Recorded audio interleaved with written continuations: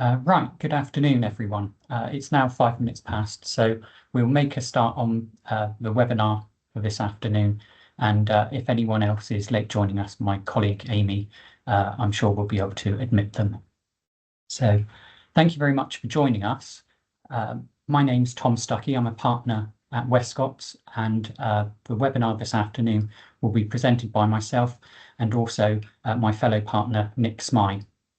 We both specialise in the agricultural sector and have a vast number of farmers and other clients within the agricultural sector that we act for. The purpose of this webinar this afternoon is to try and provide you with some information surrounding the proposed changes to the inheritance tax rules that were announced in the recent budget. The seminar this afternoon is split into 3 sections. The first section would be an outline of the proposed changes, which I will go through. Then I will hand over to my colleague Nick, who will speak about some various potential ways of reducing the inheritance tax liability, which you may want to consider as a family and a business. And then the final part of the seminar would be a short question and answer session at the end. Because of the nature of the webinar, we've decided to have those questions sent to us in advance. So we have a few questions and we will answer those to you all, and hopefully it will be of some use. So without further ado, I will make a start. So the family farm inheritance tax. What does it mean for you and your farm business? So the Chancellor announced on the 30th of October in her budget that agricultural property relief and business property relief are going to be reformed, and these changes will take effect from the 6th of April 2026. We have some of the details already, but there is a technical consultation that's going to be published hopefully in early 2025, which will give us the fine detail of how these new changes are going to be interacting with existing tax law, and in particular how they will interact with trust tax. Protests have taken place and lobbying is ongoing. I know the NFU have been very vocal about these proposed changes. The CLA have done an awful lot to do with lobbying MPs and have encouraged us all to get in contact with our MPs to try and make it known that these changes are not particularly welcome. But even with the lobbying ongoing, we need to start putting some plans in place now so that we can be prepared for these changes, whether they come in the form they are now, or whether even if they're modified slightly by April 26, that you have put things in order to reduce your inheritance tax position as much as possible. So the new £1 million allowance. The new £1 million allowance will apply to the combined value of both agricultural property and business property. So where an asset qualifies for 100% business property relief or 100% agricultural property relief, the combined value of those assets, the first £1 million allowance will be tax-free. If the total value of the qualifying property to which 100% relief applies is more than the £1 million, the allowance would be applied proportionately across the qualifying property. So, for example, if you have £3 million of agricultural property in your estate when you pass away, and you have £2 million of business property relief, business property when you pass away, the relief would be apportioned so that 600,000 of your £1 million allowance would apply to the agricultural property, and 400,000 of your £1 million allowance would be applied to the business property.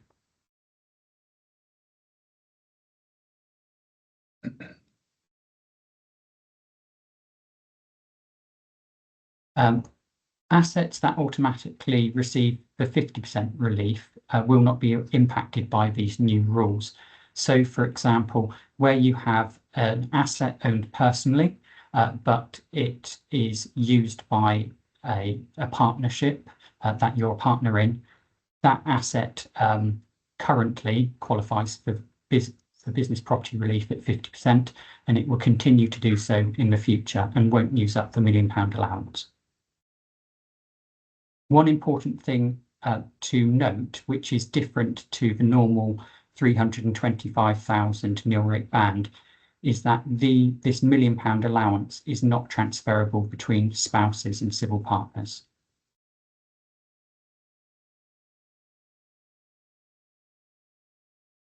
The £1 million allowance covers the following types of transfers.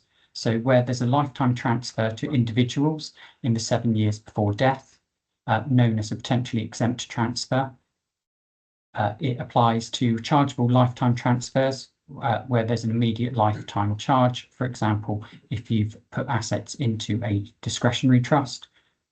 And it also applies to a property that's in your estate on the date you die.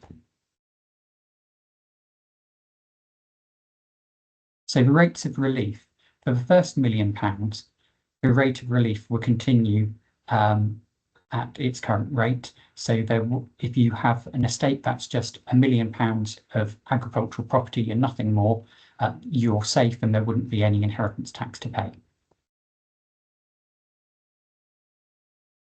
Where your estate's over £1 million, the first £1 million will receive relief at 100%, so it costs you no tax.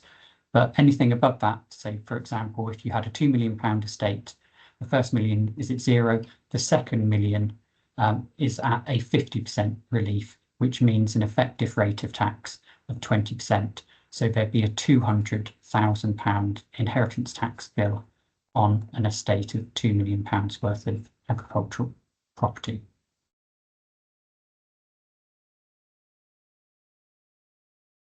The £1 million allowance for trusts. So trustees of certain trusts are liable to an inheritance tax charge of up to 6% of the value of property held in the trust every 10 years. And there is also potentially an exit charge when property leaves trusts. Trusts are entitled to agricultural property relief and business property relief, just like an individual is.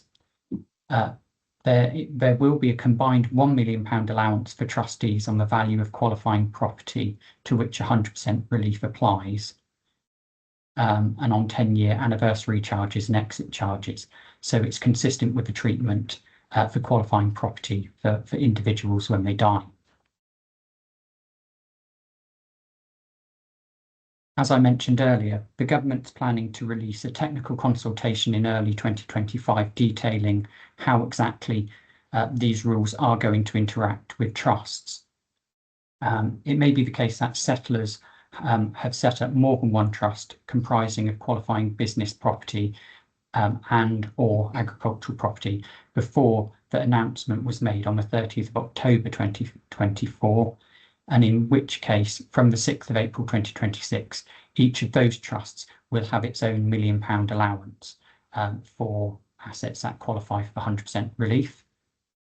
But the government intends to introduce new rules to ensure that allowances are divided between trusts where settlers set up any new trusts on or after the 30th of October 2024.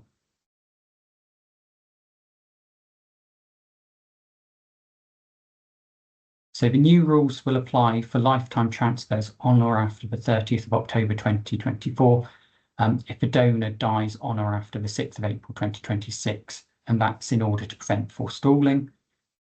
For example, a lifetime gift of farmland worth £2 million made on or after the 30th of October 2024 will be a failed potentially exempt transfer, abbreviated to a PET, so a failed PET, if the donor dies within 7 years of making that gift.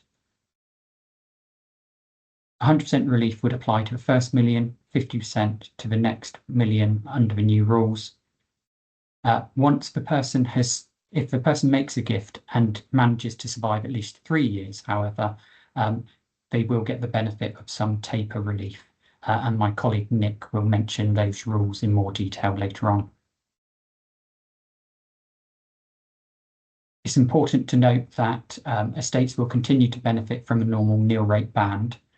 And if the person's estate is less than £2 million at the point they die, they should also still be entitled to some the residence nil rate band.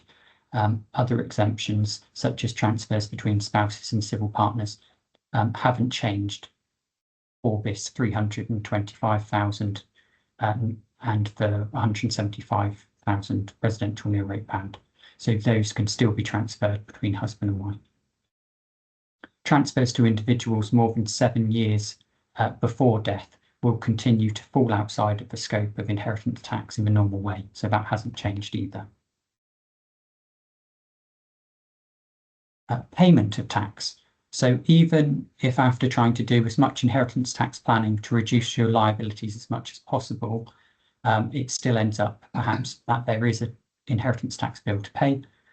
It's important to remember that liabilities relating to agricultural and business property can currently be paid in equal annual instalments over 10 years in certain circumstances. So where it's seems challenging to finance the inheritance tax bill that crystallises, it may be possible to spread that payment over 10 years. Okay. I'm just going to hand over now to my colleague Nick, who will start the next part of the presentation. Okay, thank you, Tom. Hopefully my slides are now up.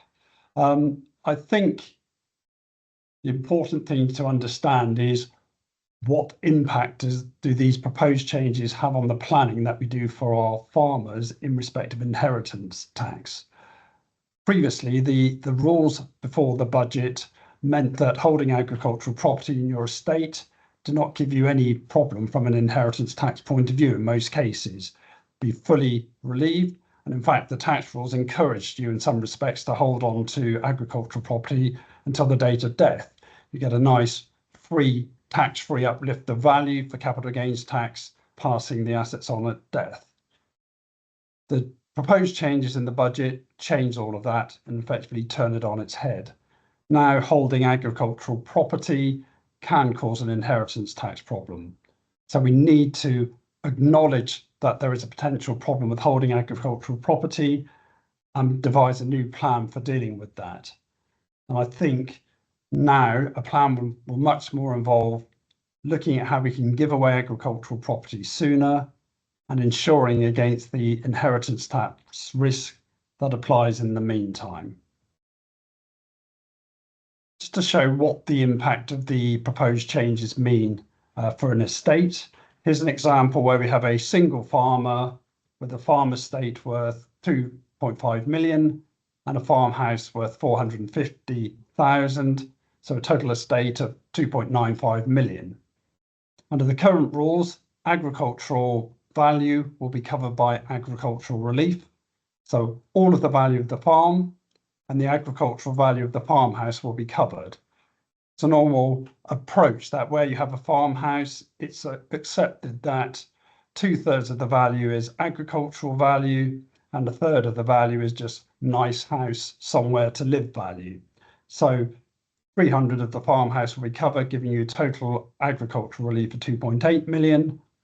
150,000 isn't covered by those reliefs, but will be picked up by the 325,000 nil rate band. So current rules, that estate has no inheritance tax liability. Under the new rules, the agricultural relief will be capped off. The 100% agricultural relief will be capped off at £1 million. Any agricultural value above that will receive 50% relief, leaving a chargeable estate of 1,050,000. Full 325,000 will be deducted, leaving a chargeable estate of 725,000 and an inheritance tax liability of £290,000. So this is the same farm, the same farmer, but the new rules will bring in a new inheritance tax liability of £290,000 compared with nil under the current rules. So what we're going to need to do for all of our farmers is to do a review of what their potential inheritance tax exposure is with the estate as it stands. So we're going to compare the value of the estate and compare this with the available nil rate bans and the available agricultural and business reliefs that are available. And when we're looking at assessing the value of estates, we do need to consider whether there are any factors which could impact on the value of the assets in that estate. For instance, there could be some discounts if assets are owned jointly, particularly between parents and children. Just owning assets jointly between spouses does not create any discount because they are treated as related parties. But where property could be owned between parents and children, there could be an element of discount applied to the value. Are there any reductions that could be applied because there are some agricultural or occupational ties attached to any of the land or property? And are there any tenancies in place which could impact on the value? Where we have land owned, say, by parents, but used within a family partnership, that does not create a deemed tenancy unless there is a formal tenancy in place. So just having land owned personally used within the partnership does not create a tenancy that will impact on the value. That the land is effectively used under license by the partnership, so there'd be no reduction in value in those circumstances. Once we've reviewed the estate, we need to make sure that we are using all available agricultural and business relief allowances. As Tom mentioned, the allowances are not transferable. So we need to make sure that wherever possible, each person holds at least £1 million worth of qualifying assets and then uses their allowance on their death. So for instance, if you have wills that leave assets to surviving spouses, that may not be the most appropriate will in the future. So for instance, if you have a farm worth £2 million and it's all left to the surviving spouse, they will now have all of the farm worth £2 million, but only a single allowance of £1 million to set against it. The first £1 million on the first death would have been wasted in that situation. So wills will need to be reviewed with the aim that on the first death, assets are passed down the generations, or at least £1 million worth of qualifying assets are passed down the generations to use the £1 million worth of allowance on each death. You do need to watch where assets are owned jointly between spouses, the type of joint ownership that is in place. Assets can be owned jointly in two different ways. They can be held as joint tenants, or they can be held as tenants in common. Where assets are owned as joint tenants, then on the death of one of those joint owners, the assets will automatically pass across to the surviving spouse. Irrespective of what's said in the will, the assets pass across before the will is even read. So to be able to pass down assets to the next generation in your will, you will want to own the assets jointly as tenants in common, which then allows each joint owner to deal with their assets as they choose, which means they are able to pass their share of those assets under their will. And whilst we're reviewing the ownership position, it would be worth reviewing whether there are any benefits of introducing some assets within the partnership rather than being personally owned, because this may help make it more easy to move those assets between family members and partners. Transferring assets between spouses, just to make sure each spouse is using their £1 million worth of allowance, is fairly straightforward from a tax point of view. There is no capital gains tax on transferring assets between spouses, and the ownership conditions for agricultural relief are relaxed, so the spouse receiving the assets does not necessarily need to make the ownership conditions to qualify for agricultural relief.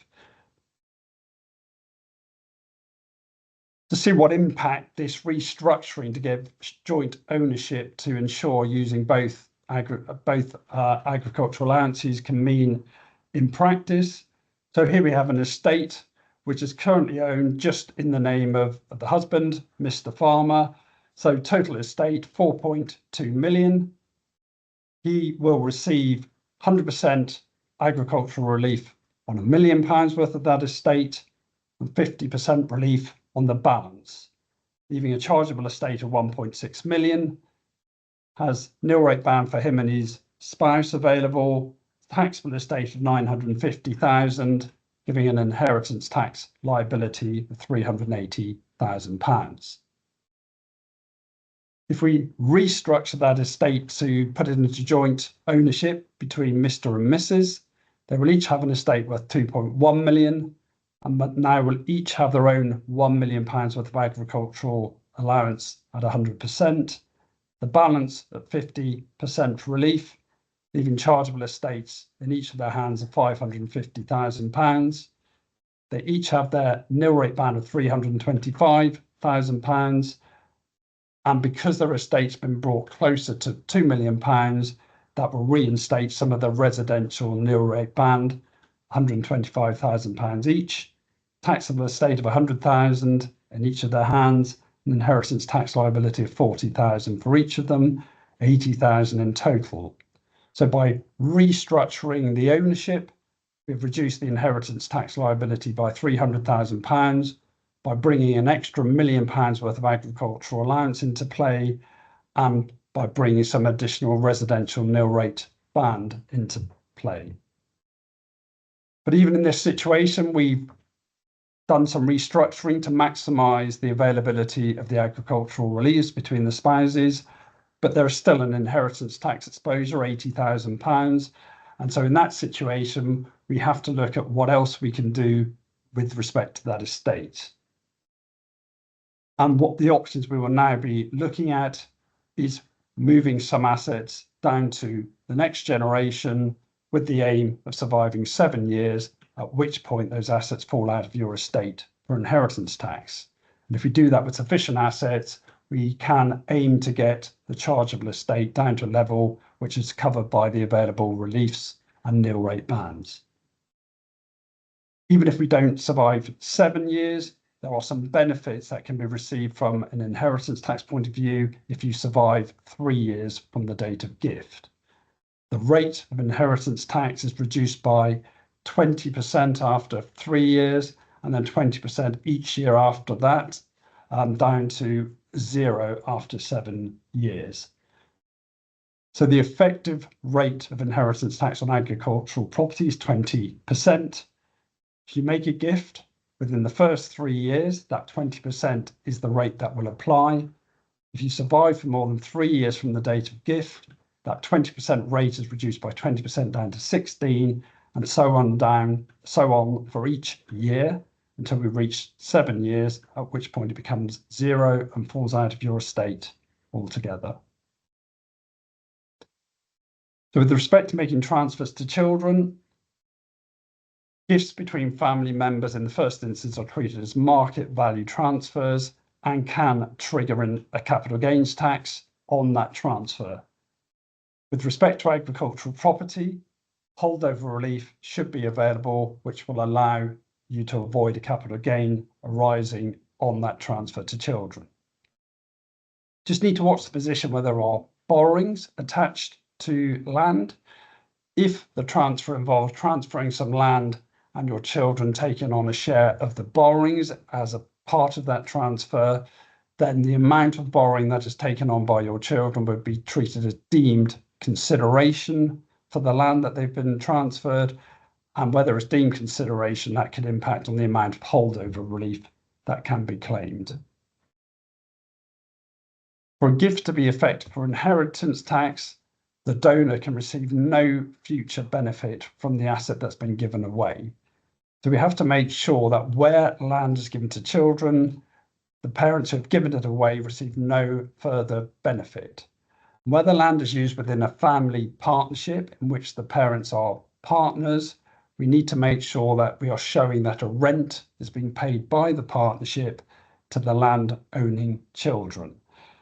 So this will more often than not be dealt with as an adjustment to the profit sharing that is carried out within that partnership.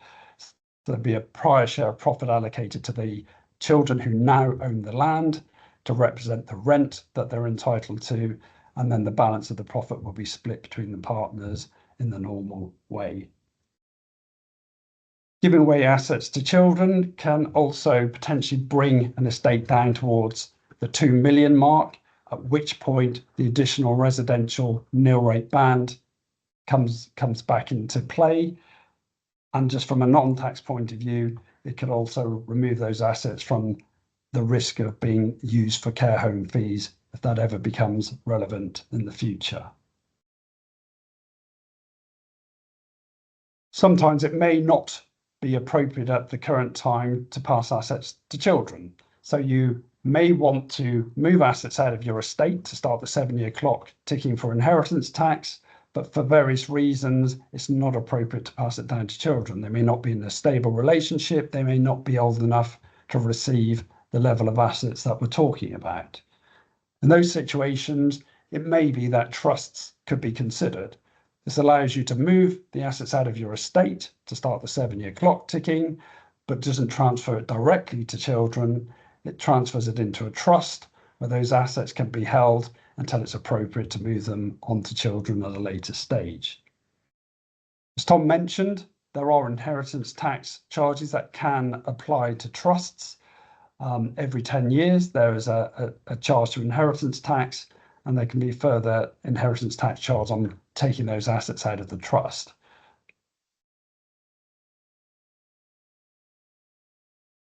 Even with all this planning, whilst the assets that are creating an inheritance tax charge are in your estate, and for 7 years after you've given them away, they still carry a risk in the event of you dying within that period. So I do think part of the plan is going to be very much how do we sensibly use life insurance to cover the risk of dying and triggering an inheritance tax bill. So for instance, it could be that term insurance becomes more appropriate. So for instance, if you've given away some assets today, there is a 7-year risk period where if you die within that 7-year period, the value of the assets come back into your estate and can still trigger an inheritance tax bill. So you could potentially take out what's called term insurance, which covers just 7-year period for risk. And clearly that will be somewhat cheaper than whole of life cover, which runs until you die and will guarantee to pay out something on your death. If you take out cover for say 7 years, the expectation is that in a lot of cases you will survive the 7 years and the insurance will not have to pay out, but you've covered the risk, the nightmare scenario if you die within 7 years and triggering an inheritance tax bill. And it may be that when we look at the costs of taking out life cover, one member of a couple could have cheaper insurance because of their age or their situation. And so it could be in certain circumstances appropriate to move all the assets into that spouse's name, who then gives the assets onto the children and takes out insurance in their name because it's a cheaper option for it to happen that way. I think where we've got an issue is where we have some farmers who are older and so may struggle to get life cover or give away their assets and survive 7 years from the date of these changes. So I just asked our financial advisors to find out at what age life cover can still be available. And I was quite surprised how old you can be and still get life cover. You can actually get life cover up until the age of 89. So this means if you were to give away assets and want to ensure the 7-year period from giving it away, if you're 82, you can give away an asset and insure yourself for 7 years to cover a death happening before 89. Now, clearly there's a cost to ensuring that, which gets higher the older you are. And I just again asked our financial advisor to give us some indicative sort of figures just to get a feel for the sort of costs that may be involved in insuring for a 7-year period, different amounts to cover an inheritance tax bill. So you can see here to insure £400,000, someone aged 82 to ensure that for 7 years, this is a male, non-smoker. These quotes would depend on your own personal circumstances, but a monthly amount of £1,400 would cover that. That's over 7 years, about £120,000 cost to insure £400,000. But you can see for a 70-year-old, the monthly premium is about £200. So a 70-year-old can give away land now, insure the risk of dying within 7 years for £200 a month to cover a £400,000 liability. If, having done all of that planning, we just end up with an estate where we have to accept there will be an inheritance tax liability on death, then again, we just need to think, what are the plans that we can have in place to deal with this? As Tom's mentioned, in some circumstances, it will be payable over 10 years, interest-free. I think we then need to review whether there are any funds that are available in the estate to cover the inheritance tax liability without forcing a sale of any of the farm. And then we just need to review whether there are any land or buildings that could be sold off the farm without being missed.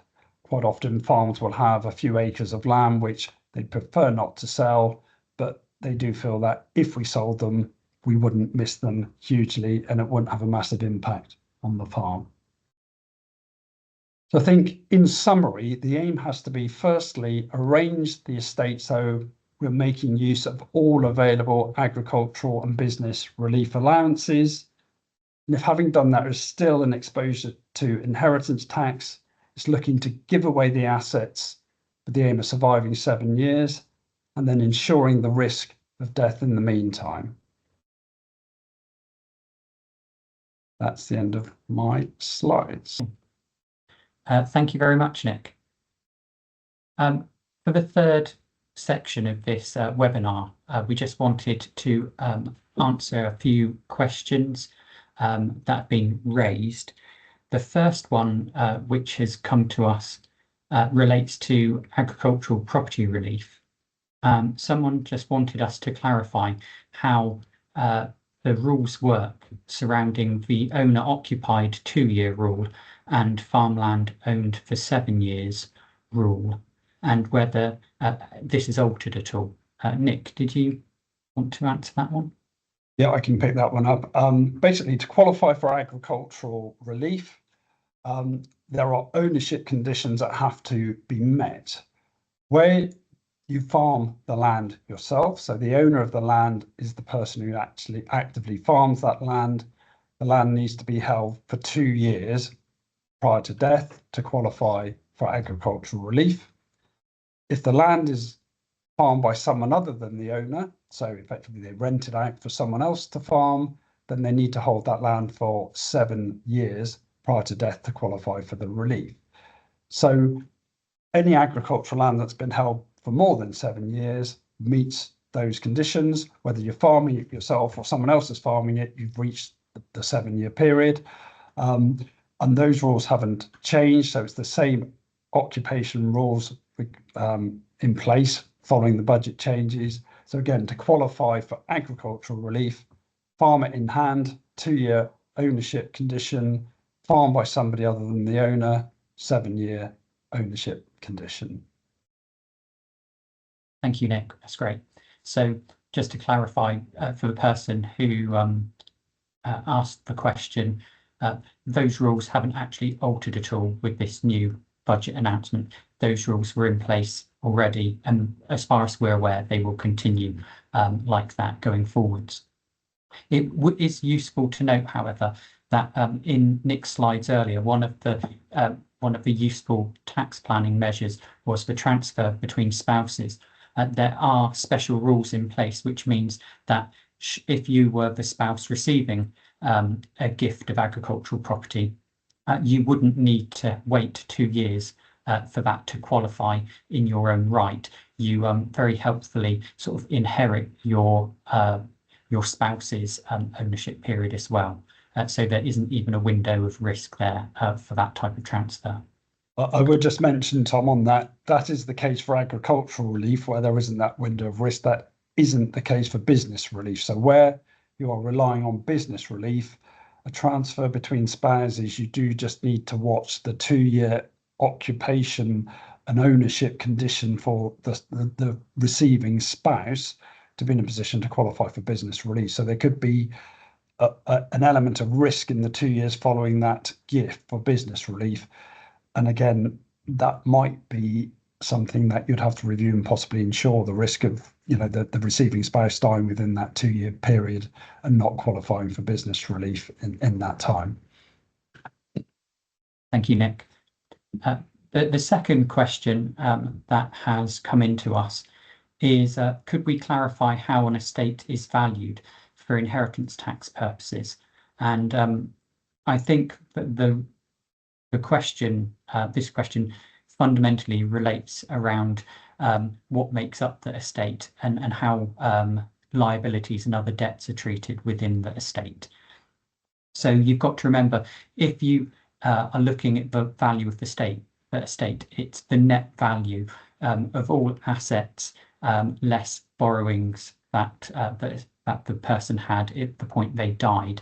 So just because you've got £1 million worth of land in your name, if you've got £500,000 worth of borrowings secured against that land, the net value of your estate's only £500,000. So you wouldn't actually have a problem in that particular situation. Nick, did you want to add anything further to that one?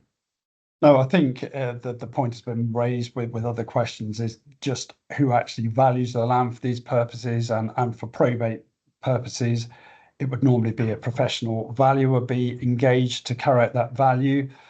And of course, under the old rules, we're quite happy with respect to agricultural property, for the value to possibly be on the high side. It's completely free of inheritance tax, 100% relief, and a higher value gives a nice high base cost for the next generation to take the land on.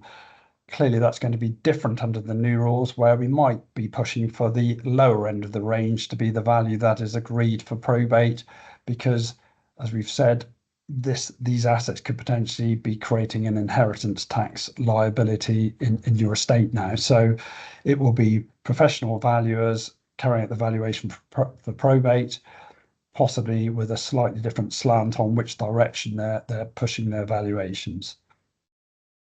Thank you, Nick. And yes, and also just to add to that, it is really useful that the gift holdover reliefs that are currently available look to still remain available going forwards after the 6th of April 24. But as Nick mentioned earlier, it's important to remember that if you make a lifetime gift and use the holdover form, you are in effect passing that asset down to the next generation, and they're taking it on at that base value, either what it cost when you bought it yourself, or the value placed on it when you perhaps inherited it. If your son or daughter ends up holding that asset for the whole of their life and dies with that asset, then it hasn't particularly caused a problem, because there's no capital gains tax that's crystallized. But if they do, for whatever reason, have to sell that asset in their lifetime, it's important to remember the capital gain that they will have made, and the capital gains tax due will be higher as a result of taking that asset on at its lower base value when it was gifted. The third, moving on to the third question that we have been asked, it's what is the difference between market value and the agricultural value of, say, for example, farmland? Nick, did you want to start with that one? Yeah, I'll just start by saying why this is important, and it'd be interesting to see whether it becomes less important when the reliefs are capped off at £1 million. Agricultural relief is available against the agricultural value of assets. So it's important to know what the agricultural value of an asset is, because that is the extent to which agricultural relief applies. So Where you have land, if it is bare land with no development potential, the expectation would be that all of its value relates to its agricultural value. Where there could be some non-agricultural value on land or indeed buildings is where there could be some development potential. So as well as agricultural value, the asset has some hope value, development value over and above its agricultural value. So for instance, land with hope value could have an agricultural value of say £10,000 an acre, but a valuer may place its market value at say £40,000 an acre. So in that situation, agricultural relief would cover the 10,000 an acre agricultural relief, but wouldn't cover the 30,000 an acre non-agricultural value. Where you are farming the land yourself, you should be able to qualify for business relief. And the beauty of business relief in that situation is business relief covers the full market value of an asset. And so business relief would cover the full £40,000 an acre in that situation and cover the difference that isn't covered by agricultural relief. Of course, under the proposed rules, once you've had your £1 million worth of relief, it starts to become slightly academic, whether it's agricultural or business relief applying, because you will only get 50% on the balance going forwards. That's great. Thank you very much, Nick. The final question that we have today, and perhaps the most difficult question, someone has asked, do you think these rules will be significantly altered before being introduced on the 6th of April 26, or could a different government perhaps reverse them? Now, I'll just start before passing to Nick on this one. Up until now, well, up until the protests took place in London, I was perhaps being optimistic and hoping that the government would see the public outcry, realise how detrimental this would be to owner-managed farm businesses, and perhaps do a U-turn and get rid of some of these proposed rules.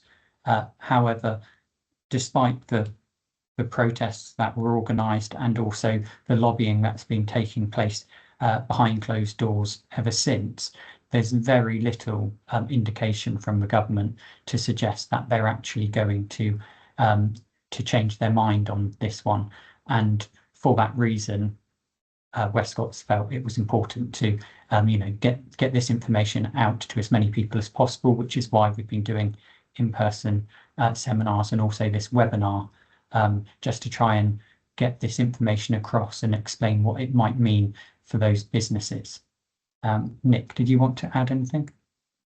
Yeah, with respect to whether there could be any changes, I mean, I think the real hope is that they will at least listen and change some of the conditions of how this change is going to be implemented.